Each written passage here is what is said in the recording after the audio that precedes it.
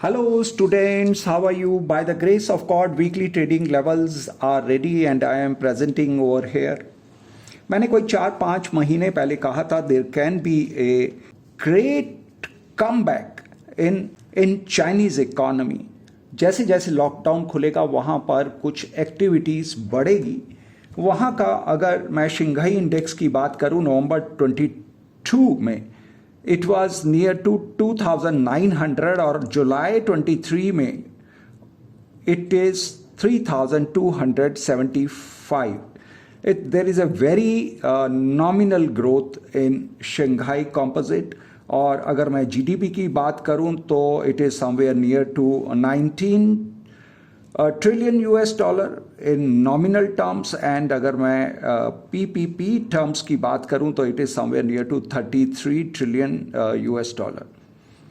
GDP growth rate quarter 2 में there is a some increase near to 6.3%, पर जो बहुत बड़ा पुल बैक की उम्मीद थी जो मैं 4-5 महीने पहले कह रहा था वो दिखाई नहीं दी, और शायद आगे ये स्पीड 2023 में ना भी पिक हो पाए. और उसका जो सबसे बड़ा कारण है कि वहाँ पर इन्वेस्टर्स बहुत बड़े वे में इस समय इन्वेस्टमेंट्स नहीं कर पा रहे हैं, और अगर वहाँ पे इन्वेस्टमेंट्स नहीं कर पा रहे हैं तो इन्वेस्टमेंट्स वो कहाँ जाएंगी. अगर इस बात की बात करूँ तो दैट कैन बी कि ये इंडिया के अच्छे दिन आ रहे हैं, तो यहाँ पे इंडिया में बहुत बड़ी इन्वेस्टमेंट आएगी. सबसे पहले तो मैं बात करूँ एप्पल का मैन्युफैक्चरिंग यूनिट इंडिया में लगने से इंडिया का बैलेंस ऑफ पेमेंट काफ़ी हद तक सुधरा है.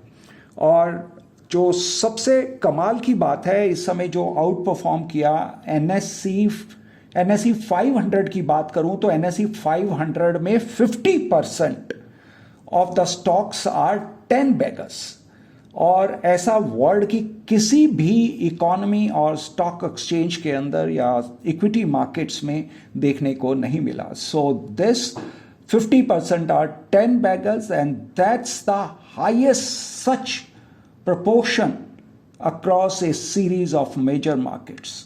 और इस समय जो और आगे इलेक्ट्रिक व्हीकल की अगर बात करूं इंडिया में तो Tesla, BYD, Citroen, BMW, Mercedes Benz, Audi, Volvo, Jaguar, सब कुल मिलाकर, और सबसे बड़ा नाम टाटा मोटर्स, ये सब मिलकर कम से कम इसी साल में from 1 year from now 21 new models introduce करने जा रहे हैं.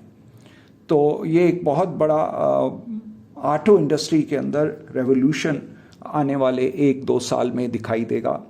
और अगर जिस तरह से ये टॉक गवर्नमेंट के साथ हो रही हैं टेस्ला की, अगर वो खाली टेस्ला का भी यहाँ पर फैक्ट्री लगता है तो वो एक बहुत बड़ी अचीवमेंट देखने को मिलेगी. इस समय मैं अगर यूएस इकोनॉमी की बात करूं तो जो सेकेंड क्वार्टर में inflation adjusted GDP is grew by 2.4%, जो एक्सपेक्टेशन से बहुत ज़्यादा फेवरेबल है. फेड ने इंटरेस्ट रेट बढ़ाकर 5.25 to 5.5% रिपो और रिवर्स रिपो रेट किया. जापान के अंदर इस समय the inflation has increase to 3.4%, which is like a जो एक इकोनॉमी नेगेटिव इंटरेस्ट रेट पे चल रही है वहां पे इन्फ्लेशन को होना एक बहुत बड़ी बात है. उनके लिए तो ये लाइक ए वरदान की तरह काम किया.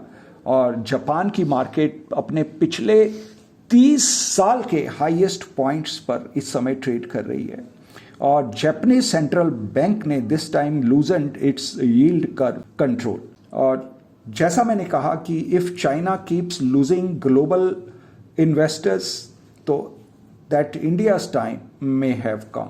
और इंडिया के सबसे बड़ा जो इंडिया के पास है that is a largest population of the world, और मिडिल क्लास की परचेजिंग पावर में भी जो इंक्रीज हुआ है that I can relate with the Maruti Suzuki. मेरे को ध्यान है कोई आज से आज से कोई 40-45 वर्ष पहले मैंने जब फर्स्ट मॉडल खरीदा था मारुति का, तो दैट वाज इम्पोर्टेड कार जो जापान से सीधा इंपोर्ट होकर आई थी। वो शायद मैंने 60,000 में उसको बाय किया था और 2-3-4 साल बाद मैं उसको बेच पाया था फॉर 90,000। मैंने वो जो पहली कार थी लगभग 50% प्रीमियम पर बेची। तो उसके बाद से नई गाड़ी इंट्रोड्यूस मारुति करता गया और रेट धीरे धीरे बढ़ते गए।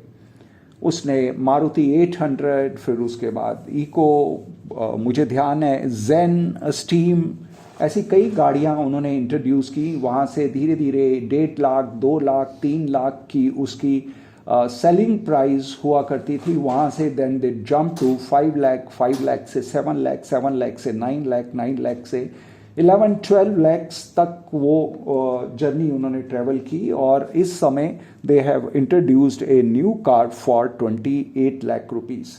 इट मीन्स व्हाट, अगर वही मिडिल क्लास, आज आप समझे मिडिल क्लास, जो इंडियन मिडिल क्लास लोग हैं, वो कौन सी गाड़ी को सबसे ज़्यादा प्रेफर करते हैं? That is Maruti Suzuki. वो बोलते हैं इसकी रीसेल है, मेंटेनेंस बहुत कम है।